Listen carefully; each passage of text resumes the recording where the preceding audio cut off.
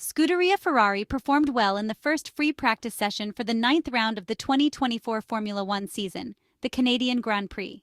A shortened free practice, as the marshals worked hard in an attempt to dry the track with special machinery.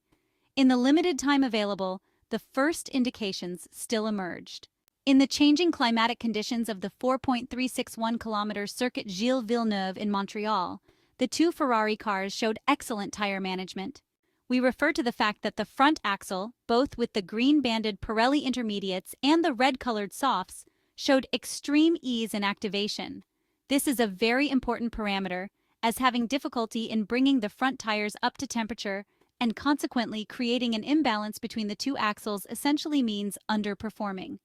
Considering the poor qualifying session at the Chinese Grand Prix on a wet track, where the SF-24 cars suffered tremendously from this problem, Friday's findings in Montreal are a relief for drivers, technicians, and engineers. However, this aspect needs to be confirmed, as the first hour available is not enough to confirm a step forward in this respect. For the rest, we can say that several tests related to the hybrid system took place. This concerns the energy recovery strategy, where the Ferrari power unit engineers decided to adopt the tactic successfully used in Monaco. It involves spreading the peak power recovered from the two motor generators, MGU-H and MGU-K, during acceleration phases, with the clear objective of providing the Ferrari SF-24 with a traction boost. If managed properly, this measure minimizes the gap in this fundamental area that the Italian car has against Red Bull.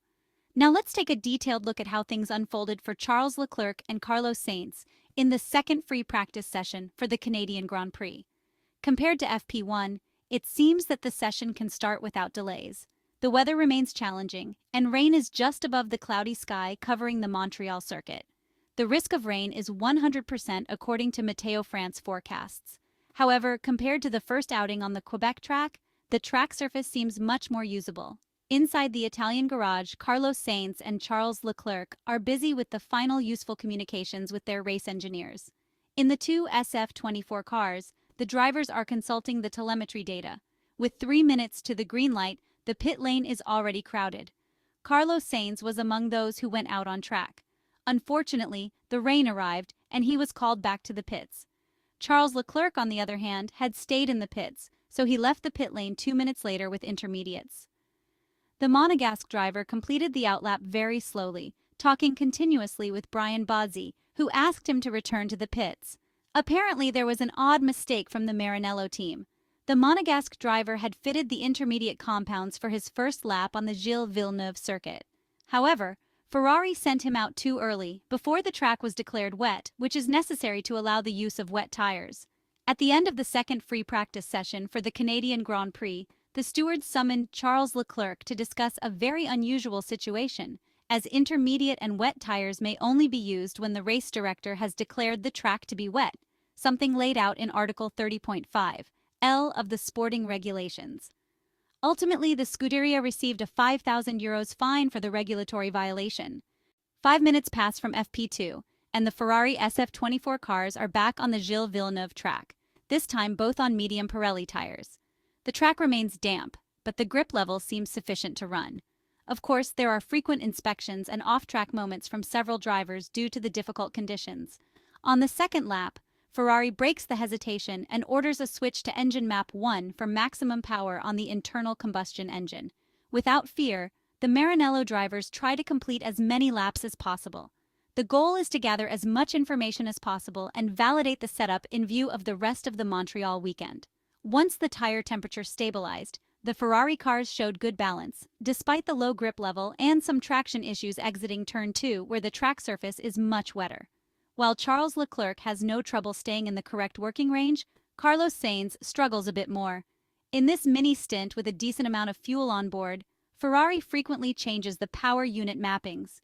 This is very important data collection. Almost halfway through the session, the race direction enabled the use of the drag reduction system, which was previously prohibited. Riccardo Adami and Brian Bozzi informed the drivers that they could finally use the drag reduction system. The Monegasque showed a very good pace, considering that unlike the rest of the grid, except for his Maranello teammate and the two McLaren cars of Lando Norris and Oscar Piastri, he was on a less performing medium compound compared to the softs. The results are very good. This run lasted a remarkable 12 laps. The Spaniard from Ferrari completed one more, 13 laps, although as mentioned, he seemed to struggle more with managing the balance of his SF-24 car. Given the less than optimal track conditions, the handling of the Maranello cars can be described as good. The pit stop lasted about 10 minutes. After that, the Ferrari drivers left the pit lane again. This time, the set of Pirelli tires had green bands, intermediates, as the rain quickly flooded the track again. Even in this case, although the grip on the asphalt was significantly lower than in the previous stint and correcting the car was impossible, the Ferrari cars performed quite well. It is still worth noting a spin by Charles Leclerc at turn 10, as the recent Monaco Grand Prix winner overdid it on the gas and lost the rear. However, it was a harmless spin without any consequences. The same scenario occurred for Carlos Sainz, who, like his Maranello teammate, had to correct his car several times over the course of the lap. There's an interesting point mentioned by his Ferrari race engineer Riccardo Adami. When Carlos goes out on intermediates, he reminds the Spanish driver that the setup is currently for rain. In this final part of the second free practice session, Charles Leclerc was the fastest driver. However, the Monegasque driver is not too happy, because although the aforementioned spin did not damage the car, the tires were affected according to the Ferrari driver. For this reason, he cut the run 2 laps short compared to his Maranello teammate, making a pit stop before returning to the grid to attempt a standing start in second gear. Charles Leclerc finished FP2 in 4th place with Carlos Sainz 13th, although lap times were not representative owing to the mixed and wet conditions. In conclusion, we can reaffirm Ferrari's good ability to activate the tires at the Circuit Gilles-Villeneuve in Montreal. This is a very important factor, as it determines competitiveness in such difficult track scenarios. Carlos Sainz was not as sharp as his teammate in these conditions, but his performance was still positive. The weather conditions initially raised concerns, so much so that there were fears of both sessions being cancelled. The alarm subsided shortly before FP1 began, although the cars waited a quarter of an hour before tentatively taking to the track. Weather conditions will be monitored in the coming days, although rain and low temperatures are expected for both Saturday and race day on Sunday. Red Bull's Max Verstappen, who was dominant in Montreal 1 year ago, leading every lap from pole position, did not get his bid for a Canada hat-trick of wins off to a smooth start. After clocking the 5th best effort in the first session, the Dutchman could manage only 4 laps in the second before pulling into the pits, saying on the radio that he smelled smoke coming from the car. During a gloomy FP2, the world champion suffered an ERS problem that prompted an early end to his session, and left him fearful of its potential impact on the rest of the season. There have been 3 different winners in the last 3 races: Lando Norris in Miami, Red Bull's triple world champion Max Verstappen at the Imola circuit in Italy, and Charles Leclerc on the streets of Monte Carlo and Monaco. And there could be more surprises with the forecast calling for rain for Saturday's qualifying and Sunday's main event.